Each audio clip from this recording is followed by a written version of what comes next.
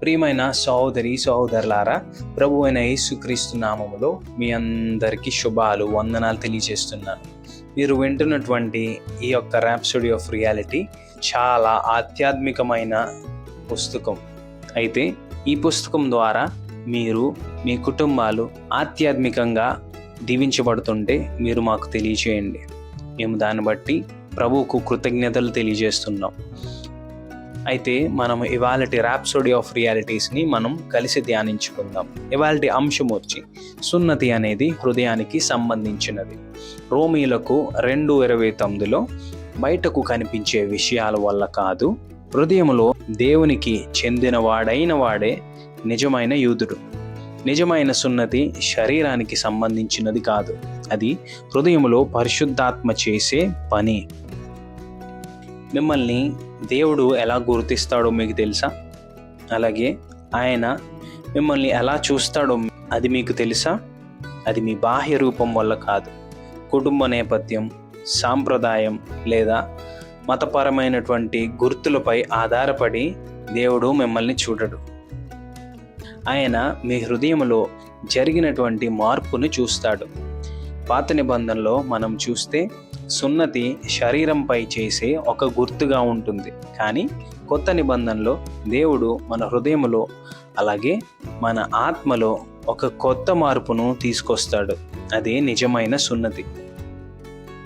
దేవుని బిడ్డగా మీరు ఎవరో ఏంటో నిర్ణయించేది బయటకు కనిపించే విషయాల వల్ల కాదు, మీలో జరిగినటువంటి ఆధ్యాత్మిక మార్పు వల్లే మీరు ఎవరో ఏంటో నిర్ణయించబడతారు. అది దేవుని దృష్టిలో, మీరు దేవుని బిడ్డలు కనుక దేవుని దృష్టిలో ఆ విధంగా నిర్ణయించబడుతుంది.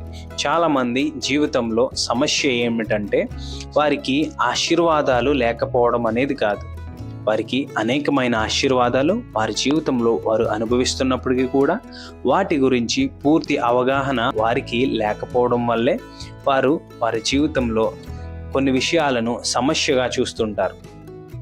ఒక వ్యక్తి దగ్గర ఎంతో విలువైన సంపద ఉండొచ్చు, కానీ అది తన దగ్గర ఉందని ఆయనకు తెలియకపోతే దాని ప్రయోజనం ఆయనకి ఉండదు.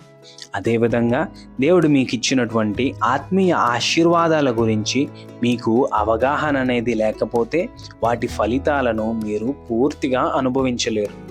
దావీదును ఒకసారి చూడండి. అతను దేవునితో ప్రత్యేకమైన నిబంధనలో ఉన్నానని బాగా తెలుసుకున్నాడు.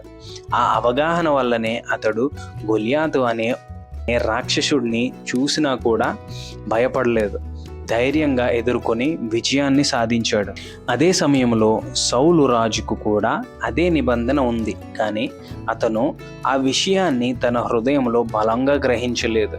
అందుకే గొలియాతును చూసి భయపడ్డాడు.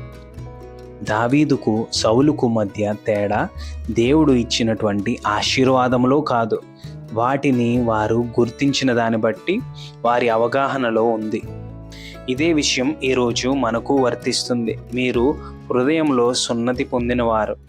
ఇది కేవలం ఒక చిన్న విషయం కాదు, ఇది నిజమైన ఆధ్యాత్మిక సత్యం. ఇది మీరు క్రీస్తుతో ఒకటిగా ఉన్నారని చూపించే ఒక గుర్తు.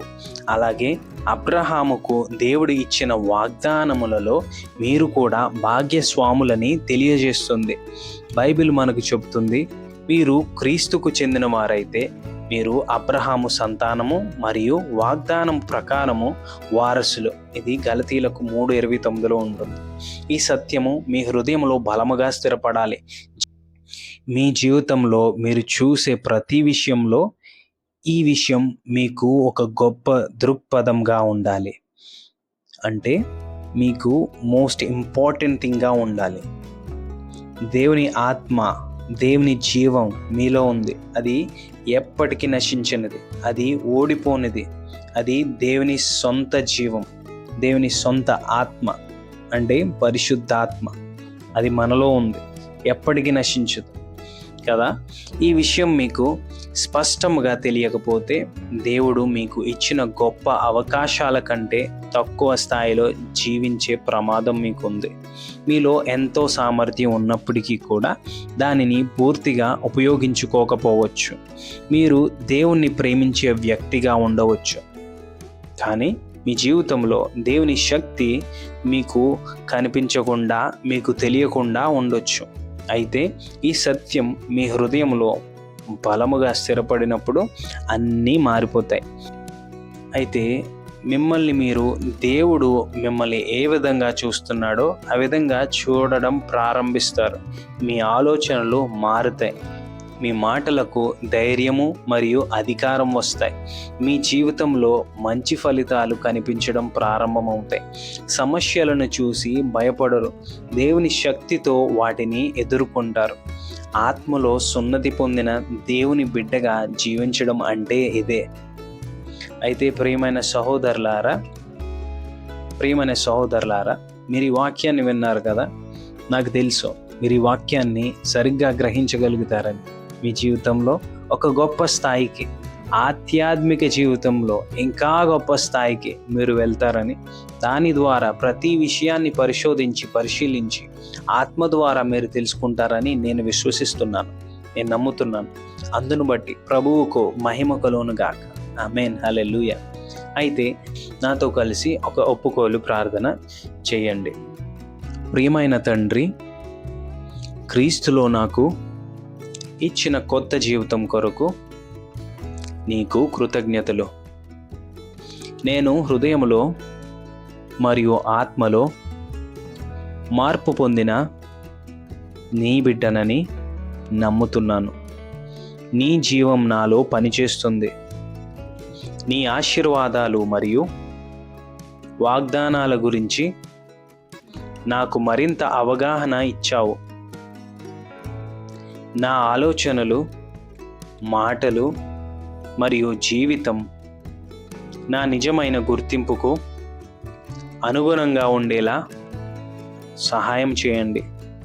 నీ కృపలో, జ్ఞానములో మరియు శక్తిలో నేను ప్రతిరోజు ఎదుగుతున్నాను. యేసుక్రీస్తు నామములో ప్రార్థిస్తున్నాను. ఆమేన్, హల్లెలూయా. థ్యాంక్ యూ ప్రియమైన సహోదరులారా.